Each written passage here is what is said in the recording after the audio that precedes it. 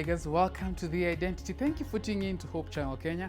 My name is Samuel Maangi. Now, this is an amazing episode where we're going to be discussing a critical issue that is going to affect us as youths. More than once, especially if you're close to the ages of getting married, you most of the times will share with friends who are married and you'll ask them, how is marriage life and stuff like that. If you're like me, you've probably heard marriage is amazing and stuff. Well, sometimes you'll hear the other side. Now, unfortunately, the other side is kind of louder than marriage is amazing. And today's episode, we'll be talking about this whole marriage, let me use this word, marriage pandemic. Just to have an understanding of exactly what's up with marriage. Is it, are the people who are getting married the issue, or is it the marriage, or probably we are the ones who are having high expectations about marriage. Now, we're going to start off with a Zoom interview that is prepared. We'll be discussing a little bit of personal experiences with some two amazing guys. Then later on, we'll be having a panel discussion. So tune in and be with us all through this amazing season. But first off, let's start with the Zoom interview.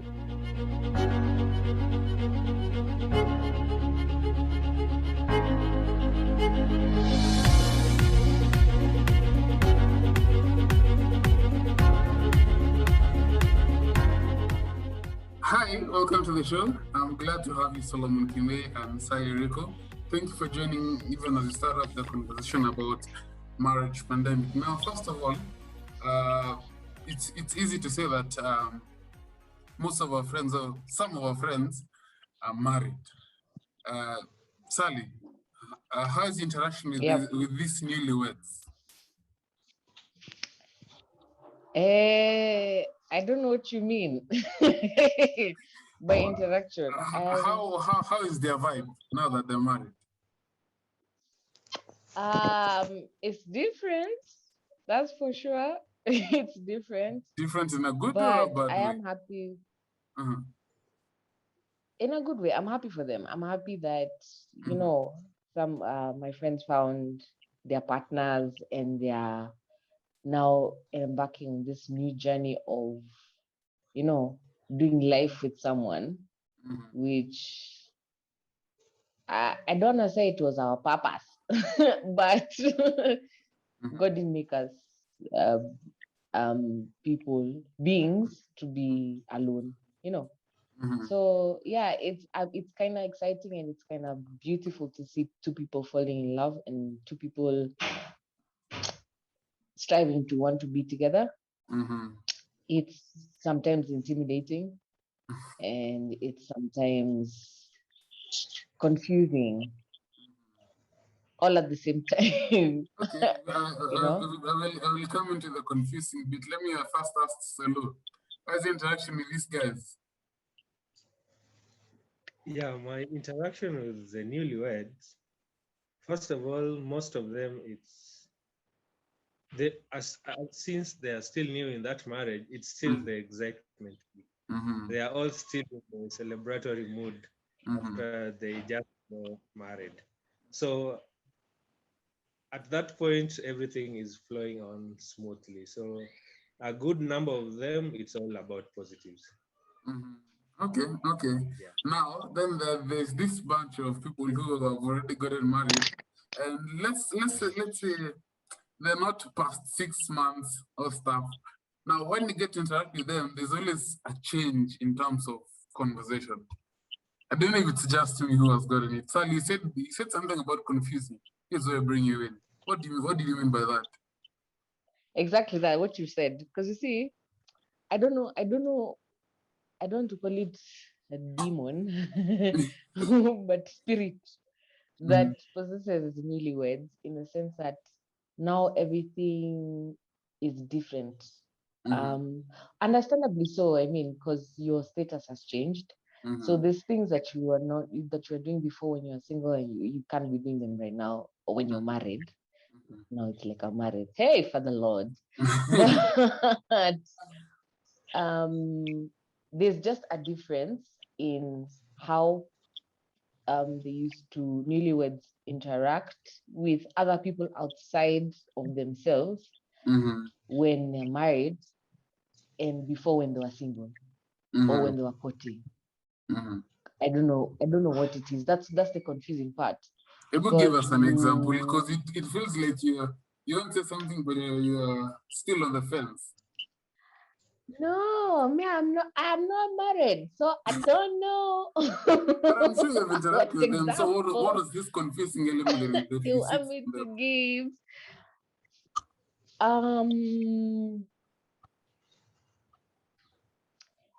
In giving advice. When it comes to giving advice, especially when it comes to giving advice in relationships, it's not a bad thing. It's very insightful, and you get to hear how people think from different set of eyes. But then it's like, wait, what changed? You could be given you could be given you could be advising each other when you're single, right? And then, for example, someone when two people are single, they'll be saying, when you get into a relationship, you are supposed to eat chicken. And then when they get into marriage, they're like, you guys, chicken is just for single people. Us married people, we eat fish. So I want to pause in right there. So let me bring you in. What you're talking about this particular conversation? Yeah, like I had earlier said, in the first like that 6 months, I think everything is still in good moods. Everything you're getting to learn now your new marriage experience. But most of them, when they get to 6 months, I think when you stay with someone for 6 months, whereby when even if you are going to work in the evening, that is the person you'll be seeing. That is the moment you get to learn so much about that person. Because before marriage, people tend to at least hide some part of their personality. But after marriage, that's when now people come out their true personality, because you cannot pretend for so long. Maybe while dating, you guys used to meet like once in a week, twice in a week, but now you guys are there with each other daily. So you get to know this person, akikasirika yako hivi, huyu akifurahi yako hivi. Yeah, so it's at that point, that's when you know whether you made the right decision or you failed. But marriage being something that it's not like you can jump in and jump out anytime, you'll either have to live with your mistakes for the rest of your life, or you live with your excitement and happiness for the rest of your life. Personal experience. I was talking to one of my friends recently, and he told me, I was like, "Hey, you guy, how's the married life right now? I believe you're having a blast." And I was like, yeah. But Sammy, take your time. I'm like, why? Sally, have you received that? Yeah. Yeah, it's like there's this whole I want to call it fantasy of being married. It's like the thing that you want and you don't have yet. So you fantasize about it, you idolize it, almost idolize it to the point of I can't wait. I can't wait to get this thing, And then once you got it, you're like, now what was all the hullabaloo about? Sally, I don't know. You sound like you're already married. No, I am not. No, you sound like that, honestly. No, I have very close friends who are married. And I'm blessed to have friends who we have an open relationship in the sense that they are able to tell me or discuss in Bible study or in other forums things that they don't tell you about marriage. Because you see, the thing is, like you said, like the example you've given, marriage has been put up as this heaven of some sort of, this Eden, that's what I was looking for, this Eden of some sort that everyone must strive to all go to this Eden, and it's all flowing with milk and honey and flowers and roses and all these nice things. And then they get married, and then you ask them the same thing. I'm like, okay, fine. Did you get to taste of the milk and honey? Did you get to your bed of roses? How is it going? What's the experience like? Because you really want to know firsthand, what's it like? What am I missing? What do I need to prepare for? And the response you get is negative. And that's the confusing part. What but why I thought marriage was supposed to be beautiful. What's going on? Which puts now us single people at limbo, because now there's many of us want to get married, but then our married friends are saying, wait, take your time first, know what you want, make money, do all these other things, and then get married. But then there's also societal pressure, if I can put it, if I can call it that, or whether it's your folks or whether it's your extended family or of your friends or peer pressure or whatever, that's just pushing you towards that side, because now you've gotten to the age of, hey, Sally, we are old. Where's the husband? let me bring in Sulu. So what's the worst feedback you've gotten from someone who's in that bubble, so to say? What's your worst feedback you've had? Because someone once told me that if he was given another chance to go back to when he was single, he wouldn't have married the lady he's having. Wow. Oh, no. Yeah. And but anyway, what I feel is marriage is like the way products are being advertised. They just tell you the positive part. And not even they just tell you, people focus on the positive parts and forget we have the other side of the coin. So when people get into marriage, that's when now they realize marriage is not all like a bed of roses. There are thorns within the roses that will be pricking you once in a. Then I remember there was a time Maina Kageni was running a certain, his morning show. Yeah. And he asked the couples that if you were given a chance to choose again, will you choose the person you are with right now? And trust me, more than 90% said if they were given another chance, they wouldn't have chosen the partners they have right now. That clearly shows you, like, here, how marriage currently is perceived. It's so different as the way it were initially. So, in a sense, let me get it right. Are we saying marriage is wrong, or the young guys who are getting into marriage are the ones who are getting it wrong? Yeah, as for me, we guys, as we are getting into marriage, not knowing what we are getting for the wrong ourselves. reason. Yes. People are so excited with the wedding thing and the marriage thing, not knowing now, before marriage, sisi kama committee will be there, we will contribute, will congratulate you, but a day, not even a day, that evening at 8 p.m., you guys will be alone, the two of you. Now you face the reality of life. So people, like, ukiangalia the days of our parents, before someone goes to marriage, they used to analyze a lot that nowadays we don't analyze. Marriage has now become like an impulse, a reaction. Unaamka kesho unasikia msee, I'm getting married. We don't take our time in analyzing on what we're getting ourselves into. That's why most of us reach there. You hear right now, like right now, even in church, it's becoming because people get into marriage, less than 2 months later, you hear they're separated. That is the situation we're having right now. So I think young people need to analyze. Yes, they need to analyze and understand what is this marriage that you are getting into. And also the counseling phase, whereby before marriage, people are counseled, they talk. I also think there is a lot that needs to be done there. Okay. So that when people, exactly. Sally? I agree, because young people, I don't want to say young people, I want to say humans. Because there's probably someone who's watching who's not necessarily young and is still single and is looking to get married.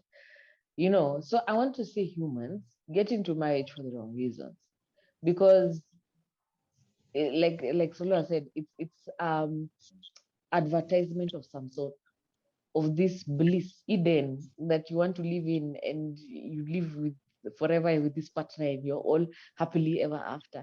And by the way, a lot of things contribute to that ideology. The things we watch, the things we read, the discussions people are having, it's always just beautifying the good side of marriage. And then now, once, like Sula said, once you get 8 p.m., it is just the two of you, and you're like, oh, okay, now what? You know, people get in for the wrong reasons, whether it's for money or status or class or position of power, pressure. A lot of things contribute to why people get married, and it's for the wrong reasons. And you find sometimes I say COVID was a blessing, because now people are realizing, wow, I actually have to like this person. We don't like each other. We like the idea of having a husband or having a wife, you know, and we like the idea of what that comes with, you know. Having a husband means provision, having a wife means I come home to a hot meal every day, you know. Like, unfortunately also, there's this generation, I don't call it a generational curse, but it's a generational gap, in the sense that our folks back in the day, when they were getting married, it was as simple as, not even our folks, our grandparents, when they were getting married, it was as simple as she went to the river, she was spotted, the man came, and she was asked, do you want to go? And she said yes, and they live happily ever after, you know. And our parents, the same thing. Men used to pursue, back in the day, men used to pursue women, and men used to be intentional about marriage. And marriage back in the day, correct me if I'm wrong, which was you'll be corrected. was man's role. It was more of general rules of, a husband is supposed to provide this, and a wife is supposed to nurture the home. That's it. And then as millennials will come with this new age thinking of, yeah, anything a man can do, I can do better. That's fantastic. And unfortunately, the economy in Kenya right now requires us to have a 2-salary household, which is fine. But now we have an age group where they're still holding on to the old school way of thinking, like, no, no, no, no, a woman's position is in the kitchen. But then there's the new age of thinkers where, like, no, no, no, no, we are empowered, we can do everything in the kitchen and outside the kitchen. Why don't we help each other? Which becomes beef, which, instead of now us being adults and sitting down and talking about it, we catch grudges, we insult each other, we fold our arms and say, no, I don't want to talk about it. And so I marry for convenience. I marry because I'm lonely. I'm married because I am over 30 and I need to get babies and my biological clock is ticking. So I am going to marry. I'm just going to get the next available person who's willing to settle down with me. I am marrying because having a wife and a child means wealth and prestige for me as a man. So in a sense, having children. What I'm picking from what you're saying is that us as youths, we really need to reevaluate our reasons to getting married, you know, because there's nothing wrong really about marriage. There's just something wrong about the individuals who are getting into marriage. And I like to cut it short because I see time is quickly running out. And in the second part, we're going to be having an amazing panel of people who are going to further discuss about this. And a side note, last year, there were a lot of marriages that happened because of the economical aspect that, hey, you know what, right now the budget is 20,000, 30,000, or even as low as 5,000, you know? So that is something that is going to be put to perspective. So Sally, Solo, thanks guys. And And even as we go ahead, please continue. We're going for a short break, but after the break, we're going to straight to the panel and hear what they have to say. Till then, stay tuned.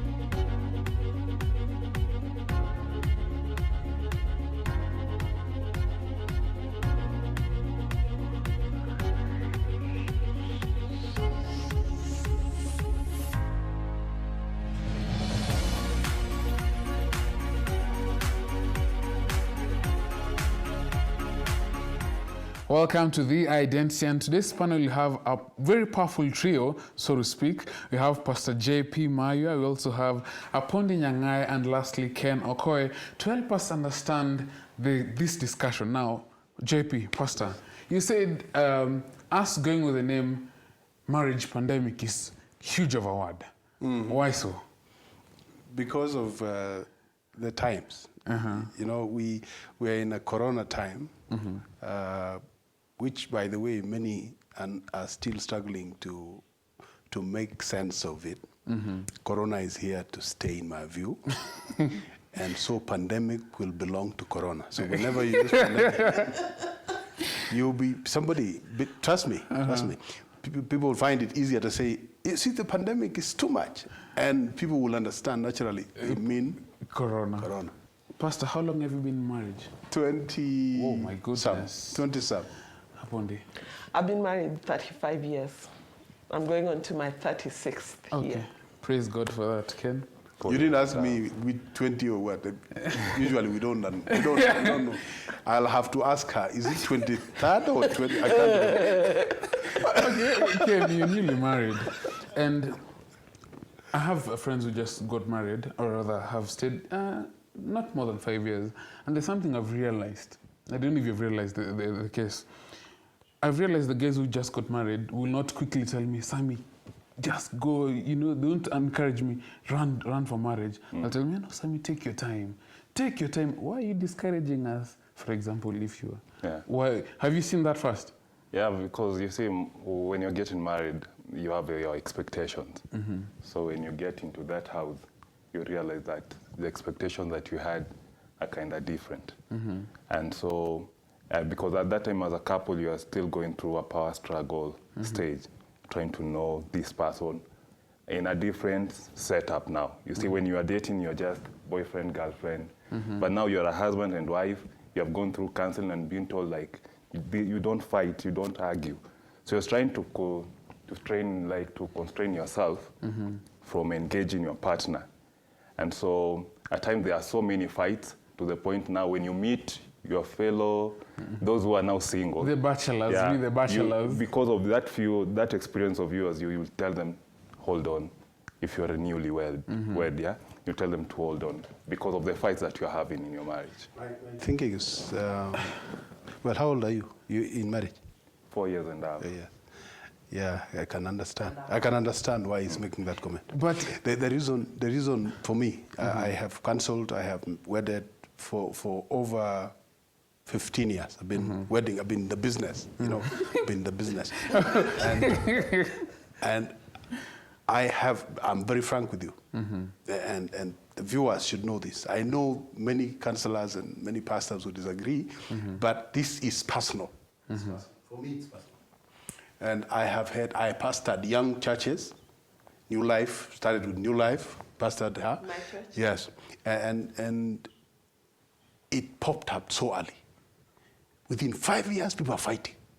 Within 5 years of marriage. It should be still the flower stage. Your wife still has a figure at 5 years. She's still a baby. You know, she's still a babe or whatever you call it. But fights within 5 years. You know the problem? People are marrying age mates. It's a crime, in my view.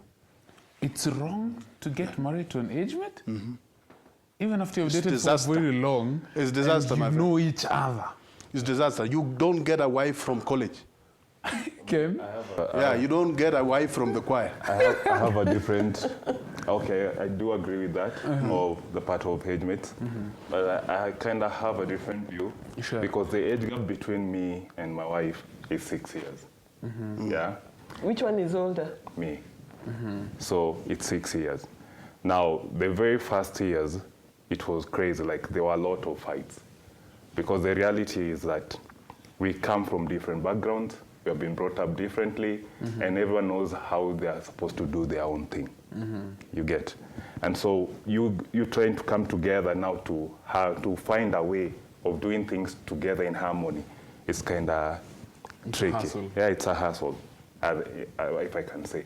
So there are definitely going to be fights. For me, what I can say, the first 7 years of marriage is whereby you are building a foundation. You see, and building that foundation now, that's where there's a lot of That's work. when you know how you're going to Yeah, take because off. that's where you're getting refined and getting defined. Okay, interesting. All right. Let me come to Yeah, you. come to me. Come to me. You know, I'm a completely different opinion. go ahead. I have been married 35 years to my college sweetheart. Wow. And it's just amazing how we had so much common ground. We met in college, we studied the same thing, we got employed by the same employer, and we've had a blast. And that's not to say that we haven't observed they who have struggled. That we've observed. But my daughter Kate, who I also work with on a video channel, she is married to her high school sweetheart.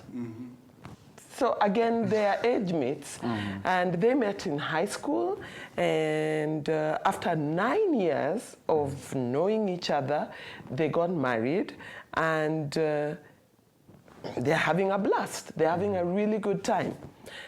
But of course they had fights, and of course we had fights. And I don't think it had anything to do with the age gap. My sister, who got married to somebody who was 12 years older than her, they had fights. So either way, there is a period of getting to know each other. And sometimes what I observe is that adults find it difficult settling with each other. So it doesn't matter, even if it was your brother. If you are living in the same house, in 5 years, you and your brother would be arguing over how the furniture should look and what's being eaten for dinner. Okay. Yes, so it really doesn't matter. Why then will you encourage us to get married, yet you know clearly well that well, in the marriage setup, things are different? Well, Why? you should, ideally, you must be getting married knowing what the setup looks like. So we shouldn't be lying to you that it's a It's a bed of roses? It is. For me, it's not it's a bed of rose petals. Wow. Yeah, right now. Yes, but at the beginning, the bed of roses has thorns.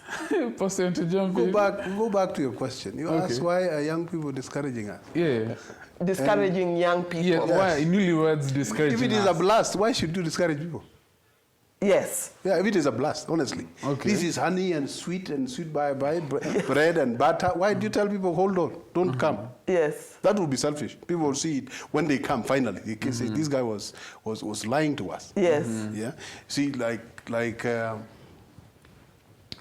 this is not something that is exclusive. It's not mutually exclusive, that the married only know. Sooner or later, guys will come.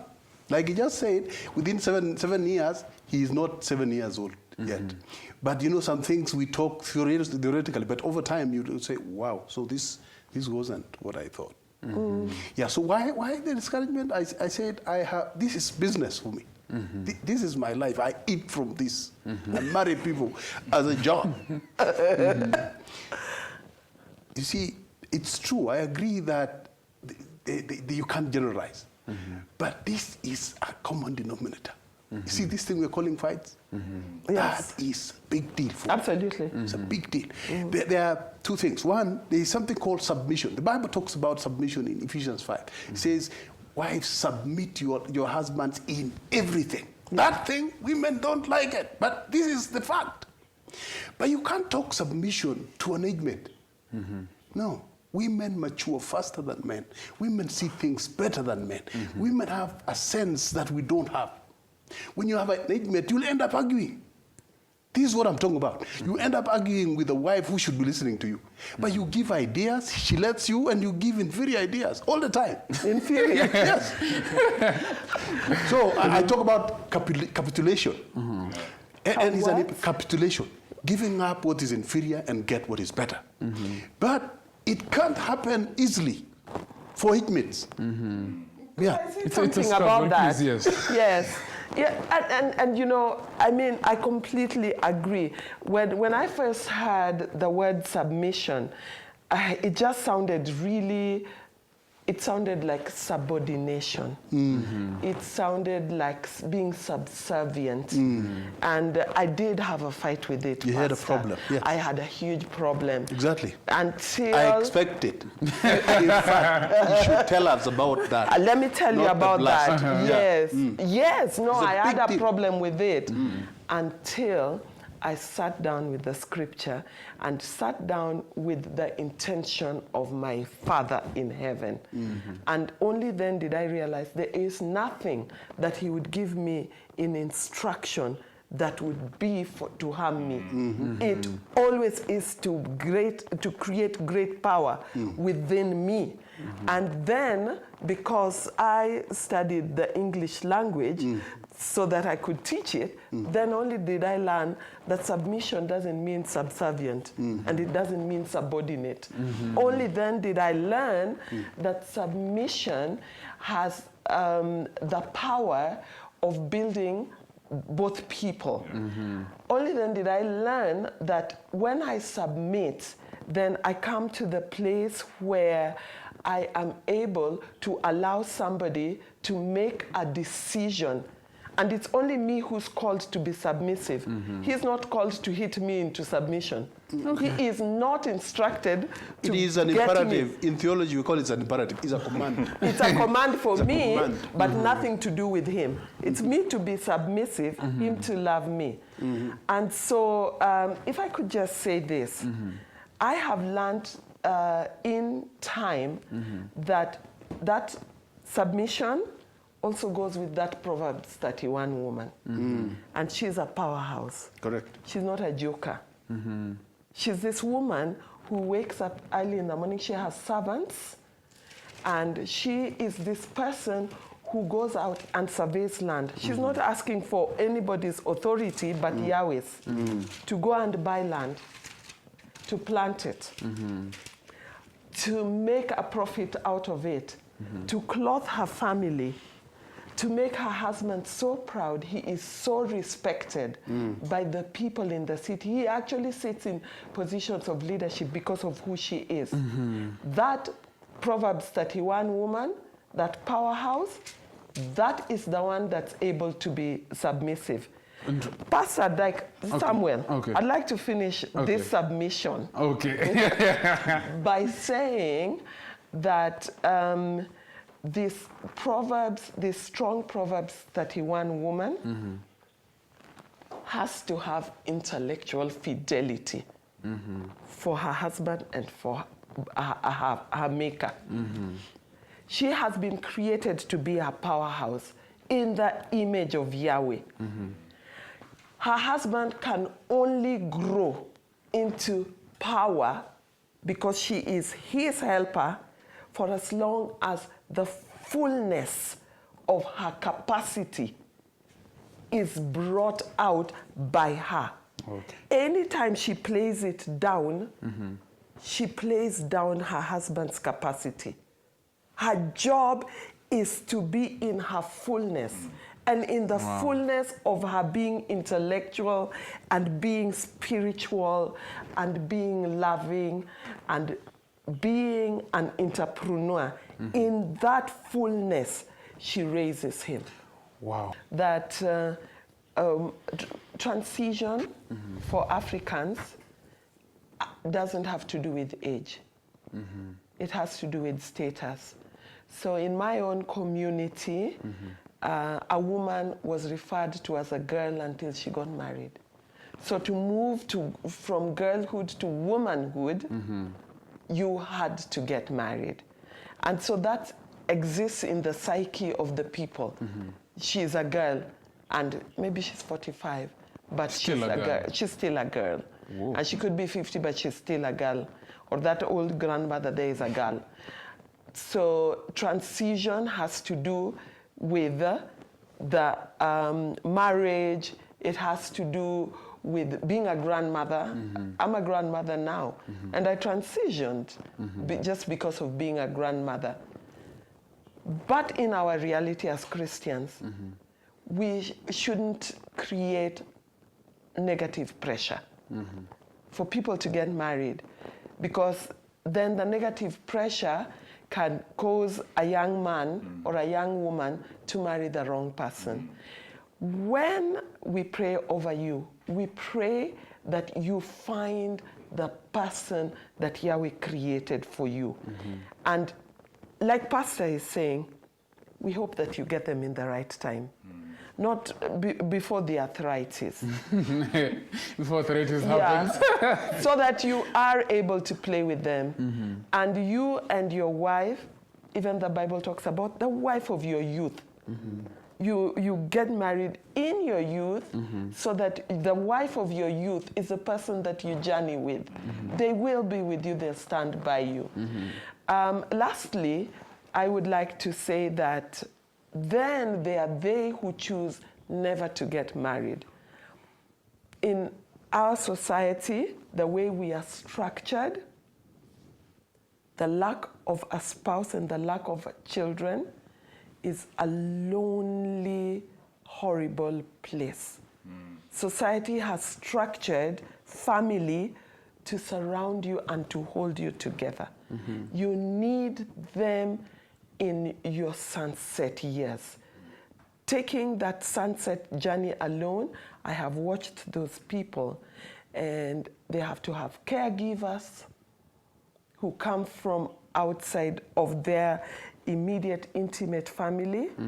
And there's a lot of indignities that goes with a caregiver who is looking after you in intimate ways that you would rather have had your spouse look after you. Wow. So those are things that people need to consider as they journey and as they make decisions regarding marriage. Ask Yahweh to find you that person and find you that person soon. Amen. Soon, amen. Ken, let me come to you. There's someone watching right now, a young guy, just like me, rather talk to me. Okay. I've probably received these negative messages about marriage and all this stuff, and you're still fresh in marriage. What would you tell me? I'll tell you, this is what I'll tell you. Marriage is an awesome thing. It's very great. And if you keep on just focusing on the negative, actually, everything, like life is hard, yeah? Working, you going to work is hard, yeah? When you become a father, it's hard. So everything is hard, but now you just have to choose your hard. That's what I can say. You just have to choose your hard and embrace, because no journey is easy, yeah? And when you, the way Apondia said, when you get the right partner, you will enjoy marriage. When you marry at the right age, you'll enjoy actually bringing up the children. I can tell you, like me being a full-time dad, you need to have a lot of energy, a lot of energy to play with the kid, to run with the kid, not get home, then when they want to jump on you, you're like, I'm tired. Yeah, so it's... Because you have metal on your knees. Oh, yeah. Surgery. And also, what I would say is that I remember one time having a conversation with my brother, and we were talking about wakora, bad people who con you, who harm you. And he said, Apondi, most people are very good. The people who are not good are very few and far in between, but their bad deeds look so big, so we think that there's a huge problem. I'd like to correlate this to marriage. 80% of the marriage is good. 20%, which needs working on, is what people are coming with to discourage you because they're focusing on that 20%. 80% is fantastic.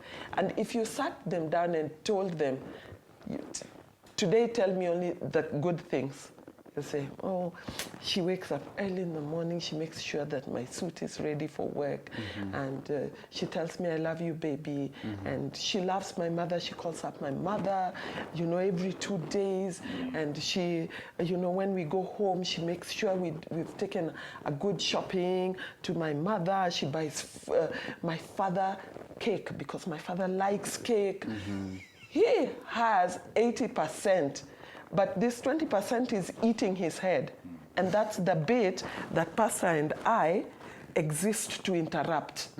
Interrupt that 20% that is making marriage look bad. Interesting. Pastor, there's someone who's probably given up because of this crisis. Pandemic. Just necessarily, what did you tell them even as you come to close? Giving up. Yeah. You know, crisis has stages, several stages. You start from a healthy part when you're happy, and I just said it can start early if this question of submission is not taken care of. I discuss it with young people because it's important to understand the model is Jesus Christ and the church. Yeah, you use that to establish the understanding or to set your mind and the attitude right for a wife. A wife should even, you know, I talk about it. That same Ephesians, and Peter says, reverence their husband.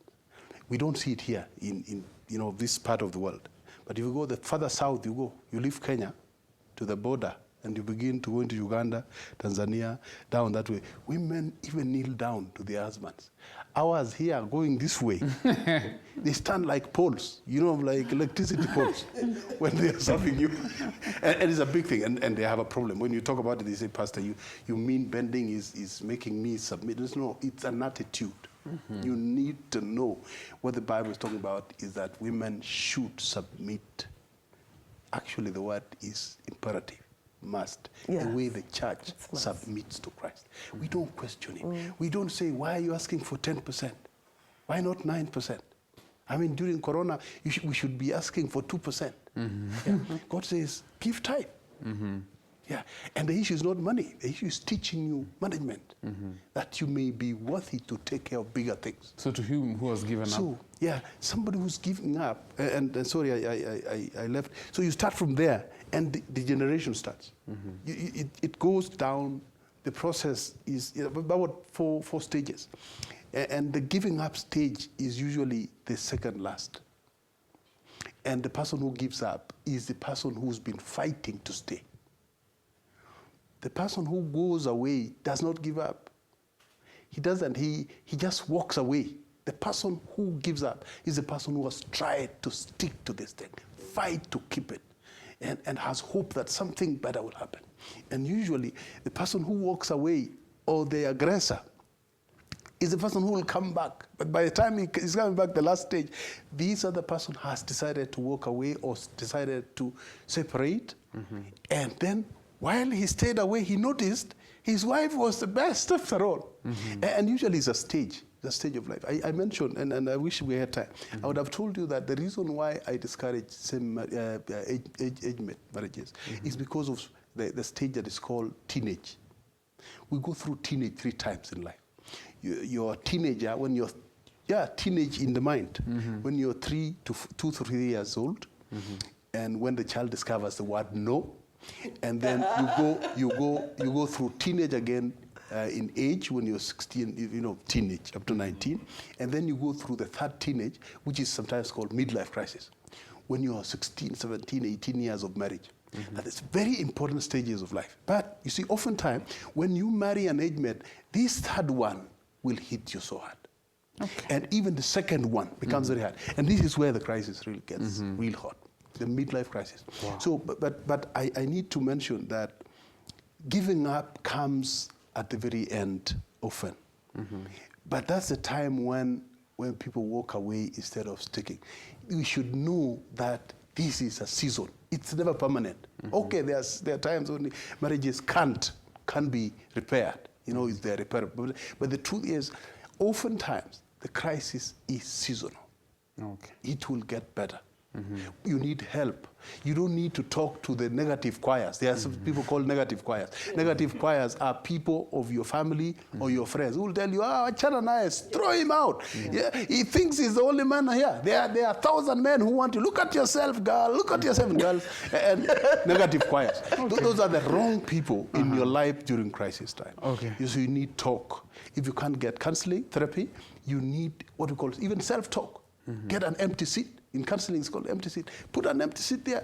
You are Samuel Maangi. So put a seat there, call it Sammy. And this other one, call it Maangi. So let Maangi talk to Sammy. And you will go through crisis. Okay. Yeah. And so on. Even as you come to I'll close. leave it there. Ken, you're burning it. Yeah. Can you make a statement as you close? My only part, I'll talk to men. Yeah. And this I've learned from experience. As much as women are called to submit, men are called to love. Absolutely. And me loving my wife has actually helped us to solve a lot of conflicts. Like, you need to love your wife the way Christ loves the church. Yes. Like true love. Yes. Because when you truly love, she'll just submit. You know, because you're so close to God to the point God is taking care of that business. She's submitting to love. Yeah. So you're so close to God, whereby because now your love is God who is enabling you to love. You know, because as a human, it's kind of hard just to love by yourself. So you need the divine, yeah? So God is helping you to love. There are sometimes she will do things that you don't like, but God will give you wisdom on how to go about it. Wow. Yes. Okay. Don't let me not say this. Sometimes we misunderstand that when we talk about submission, we're pushing things. No, the Bible gives a reference. It says, as the Lord loves the church. Yes. Number 2, and is connected with the head. Saying, because Christ is the head of the church and the man is the head of the woman. It's not superiority. It's not loading over. It's called in theology functional subordination. For purposes of function, Jesus accepted to be under the Lord, the Father. The same thing. For purposes of raising children, your woman must submit. But I ask them, so if the man is the head, so what is the woman? They often say neck. No. The Bible says she's the heart. And where is the heart? It's not in the chest, it's in the head. So a wise woman who discovers this will know that what the Bible is asking us to do is to be inside, hidden in the mind of you.